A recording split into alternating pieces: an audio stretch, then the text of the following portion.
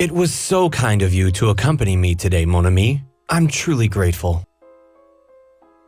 Dear August, forgive me for not contacting you sooner. I know it has been a long time, but I desperately need your investigative skills. I am certain that only you can solve my mystery. I look forward to seeing you, old friend. Sincerely yours, Jack.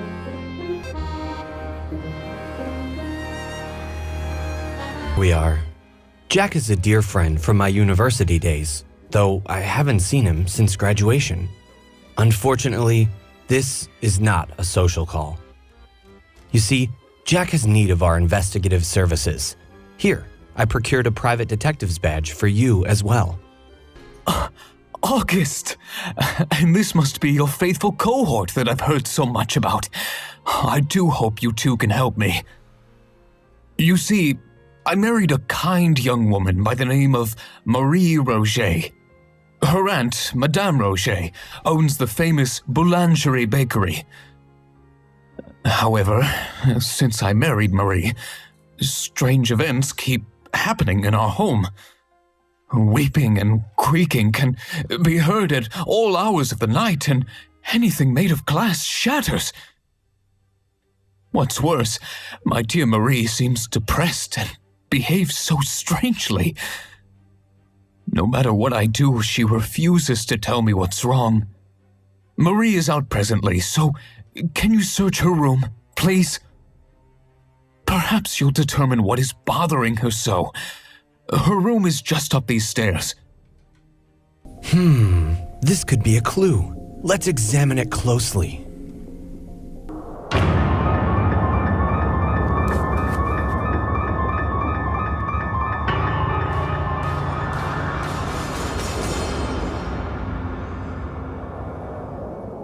See that? How curious. Let us question Jack about this mirror. Perhaps it's connected to Marie's strange behavior.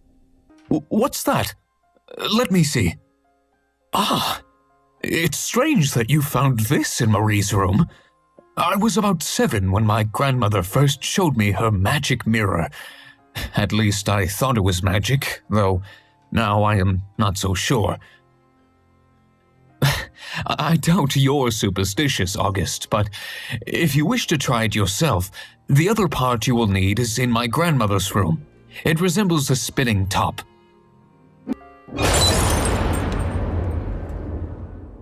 Now that we've found this curious top, let's test out this so-called magic mirror ourselves.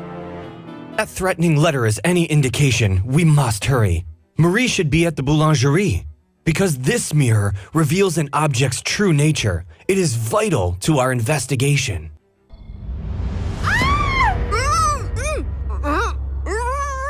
Quickly, we must open this gate. Not good enough. Now, you go tell your dear Madame Roget to pay up tonight, or else she'll have an accident.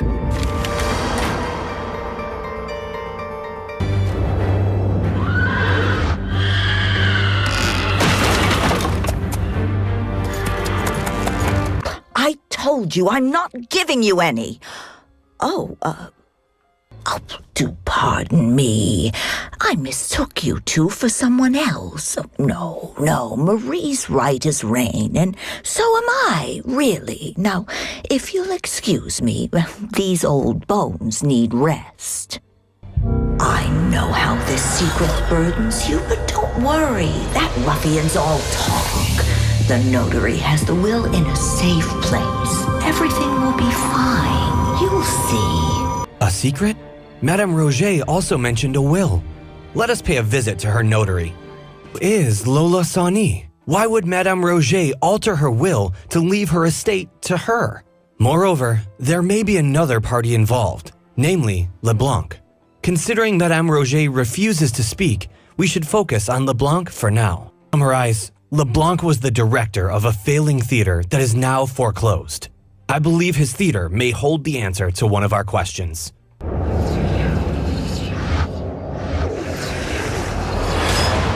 Lola Sawney was the prima ballerina at LeBlanc's theater, but did you observe her striking similarity to Marie?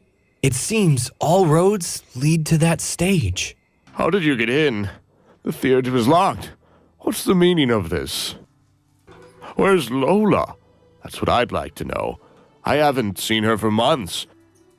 She was the only one here with real talent.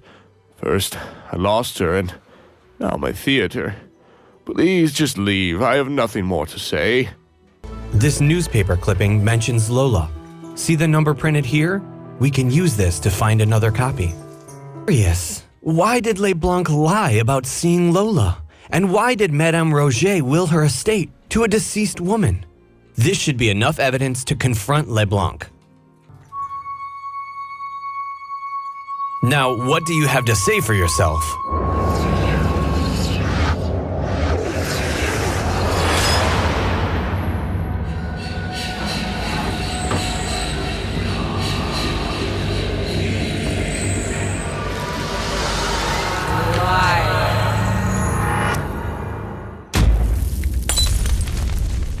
I'll tell you the whole truth.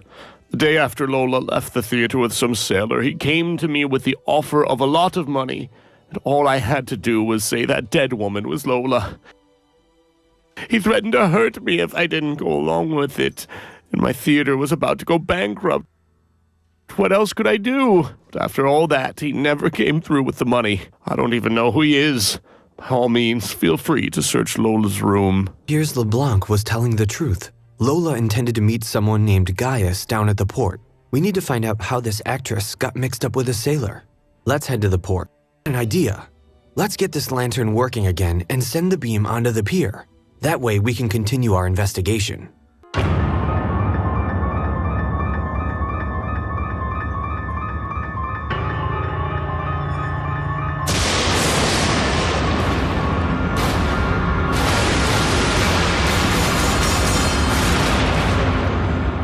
Look like notes left by the lighthouse keeper, but where is he now? We need to talk to the harbor master about this sailor Gaius and find out everything we can about him. My friend, now let's investigate that pier. Bad, I want a cracker. Sailor, bad man. Bad man was pretty lady. Harbor master found out. A suspicion this blood isn't the result of a mere paper cut, but we need stronger evidence against Gaius. I hope his belongings are still on the pier. It's awfully rude to read someone else's letters.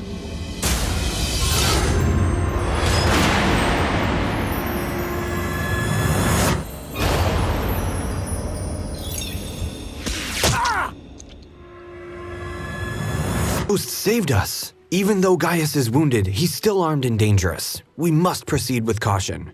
I don't mean to sound morbid, but all we need to do is follow his trail of blood. This time, those otherworldly forces haven't been so kind, have they? Alas, I must leave you now. I have business to attend to with a certain young person who, it turns out, is still alive. Goodbye, and good luck.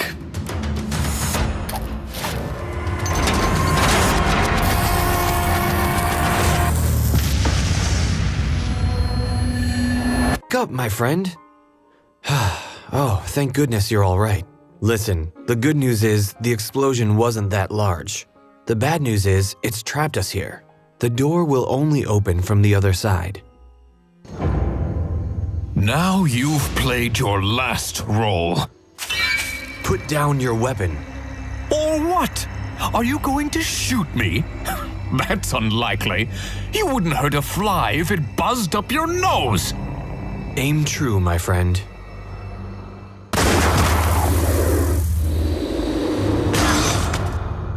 Great shot. Thank you for saving me, as you've probably guessed. Liar! You stole my identity. I demand justice. I demand peace. Give me back my own name.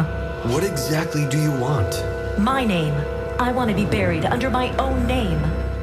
Grateful, but something still holds me here. The burden of another's bitterness keeps my soul anchored here. Madame Roget, her spiteful heart, she's keeping me here. Madame Roget can't forgive Marie for her disobedience and betrayal, but Madame doesn't know Marie is dead. I couldn't tell her. Detectives, there's a hiding place tucked into Marie's tomb. There you'll find a letter and a pendant. Take them to Madame. She'll understand what they mean. I believe Gaius threw the gate key into the nearby bushes. Madame Roget can't hear us. We'll have to get the door open ourselves. Oh, so you're a couple of detectives. Isn't that fancy? Well, it doesn't give you the right to burst into my house like miscreants.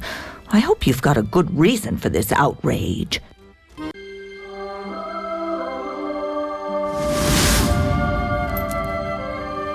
Child, I forgive you. Now, forgive me too. The heart is free of evil. Forgiven and free.